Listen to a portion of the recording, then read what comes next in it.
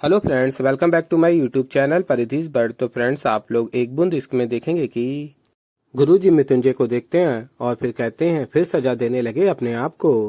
और फिर मृत्युंजय कहता है, मैं क्या करूं गुरुजी। जब भी तारा से झूठ बोलना पड़ता है, उसका विश्वास तोड़ना पड़ता है, उसका दिल तोड़ना पड़ता है।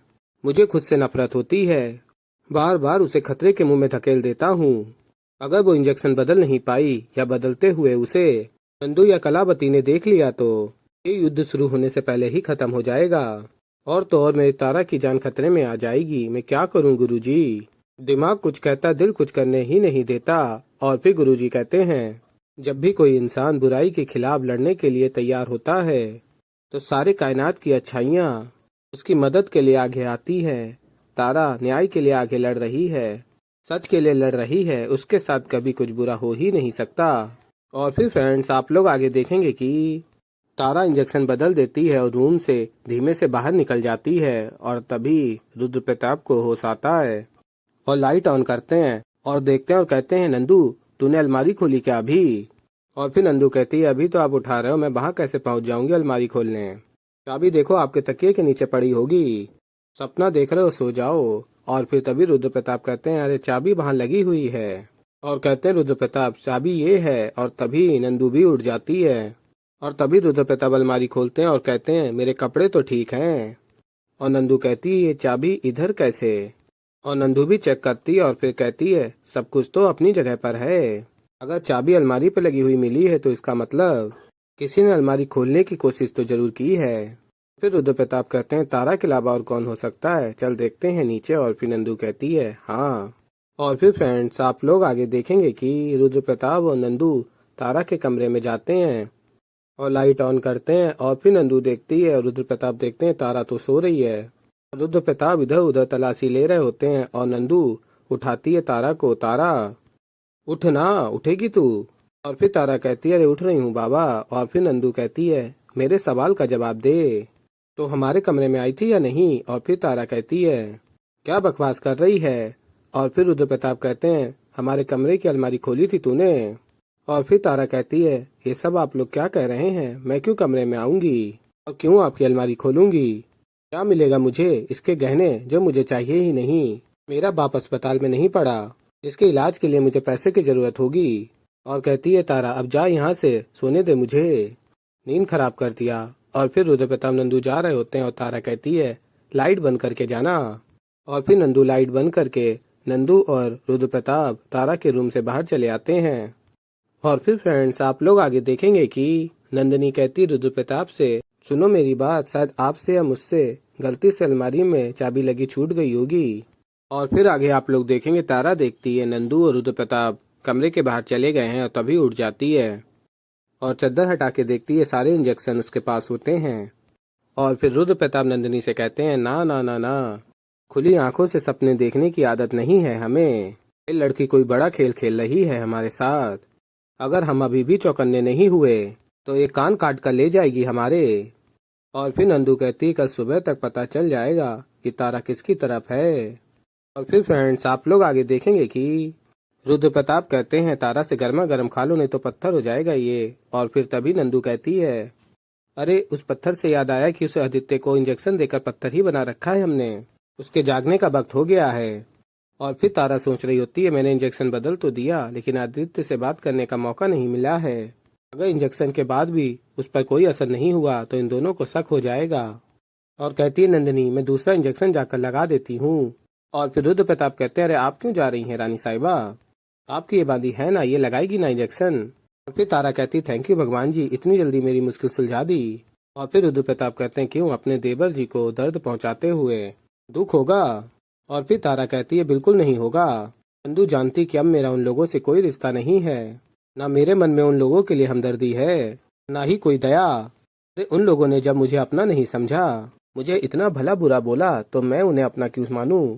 और फिर नंदिनी कहती है, अच्छा तो इसका मतलब तू देगी आदित्य को इंजेक्शन।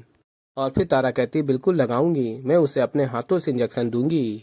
और कहती है आगे, तारा मुझे आज भी याद है उस दिन होटल से लौटने के बाद उसने मुझे कितनी कड़वी बातें बोली थी। जब उसने मुझे अपनी भाभी नहीं समझा, मैं उसे अपना देवर क्यों मानूं।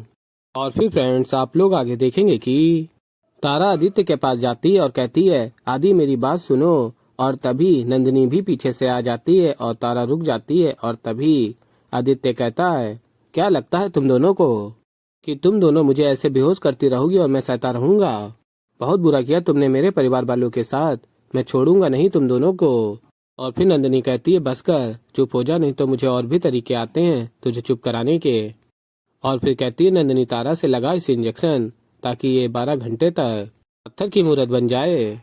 और कहती है आगे नंदिनी, सीधी सी बात है आदि, अगर तुम मेरे नहीं हो सकते तो मैं तुम्हें किसी और का भी नहीं होने दूंगी। और फिर नंदू इशारा करती है तारा को, लगा इसके इंजेक्शन। और फिर नंदिनी सोच रही होती है, अगर तारा ये इंजेक्शन नहीं दे पाई तो जो उसने मुझे बातें कही वो सब झूठ है, वो अभी भी इस परिवार की फिक्र करती है। और फिर तारा सोच रही होती है कि मैं जानती हूँ कि नंदू मुझसे ये इंजेक्शन क्यों लगवाना चाहती है, पर खेल अभी भी खत्म नहीं हुआ। मुझे किसी तरह आदित्य को ये बताना होगा कि उसे इंजेक्शन लगने के बाद कैसी एक्टिंग करनी है, वरना बना बनाया काम बिगड़ जाएगा। और तभी नंदिनी कहती है तारा से, क्या सोच रही है, लगा इसे इंजेक्शन। और फिर तारा कहती है आदि। और तभी आदित्य कहता है, तुमसे ज्यादा गिरी हुई औरत मैंने नहीं देखी तारा, सबके सामने भोले बनने का नाटक करती रही, लेकिन तुम्हारा असली रूप तो ये है। और फिर तारा इंजेक्शन लगा देती है आदि को और तारा जा रही होती है इंजेक्शन लगा के। और तभी नंदिनी देखती है और कहती है, इंजेक्शन का असर क्यों नहीं हो रहा इस पे। और तारा सोच रही होती है, समझने की कोशिश करो आदि, मैंने तुम्हें नकली इंजेक्शन दिया है, तुम्हें बेहोश होने की एक्टिंग करनी ही पड़ेगी, वरना नंदू को पता चल जाएगा कि इस इंजेक्शन में दवाई नहीं है। और फिर नंदिनी पूछती तारा से, तूने ठीक से तो लगाया है ना? और फिर तारा कहती है, हाँ नंदू, मैंने बिल्कुल सही से इंजेक्शन लगाया है, मुझे लगता है कि बहुत देर से इसने कुछ खाया नहीं है ना, तो इसलिए दवा देर से असर कर रही है। और तभी नंदिनी कहती है, क्या बात हुई? और फिर तारा कहती है, और नहीं तो क्या, तुझे याद नहीं बचपन में माँ क्या कहती थी, कुछ खा के दवा खाओ वरना दवा असर नहीं करती, इसके साथ भी कुछ ऐसा ही हो रहा है। और फिर नंदिनी कहती है, हाँ हो सकता है। और फिर नंदिनी से कहती है तारा, हो नहीं रहा है, हो रहा है, अब तू देर मत कर, कुछ खाने के लिए लेकर आ। और फिर नंदिनी कुछ खाने के लिए लेने जाती है और तभी तारा कहती है, आदित्य मेरी बात सुनो।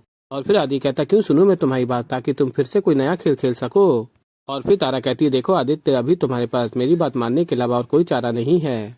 और कहती है, अभी तो मैंने इंजेक्शन बदल दिया है, पर अगर तुमने बेहोश होने की एक्टिंग नहीं की तो ये लोग तुम्हें वापस इंजेक्शन लगा देंगे और इस बार इंजेक्शन असली होगा। और फिर आदित्य कहता है, कौन सा नया खेल खेल रही हो मेरे साथ तारा? और फिर तारा कहती है, आदि प्लीज, मैं तुम्हारे साथ कोई खेल खेल नहीं रही हूँ, नहीं मैं तुम्हारी दुश्मन हूँ, ना ही तुम्हारे खिलाफ।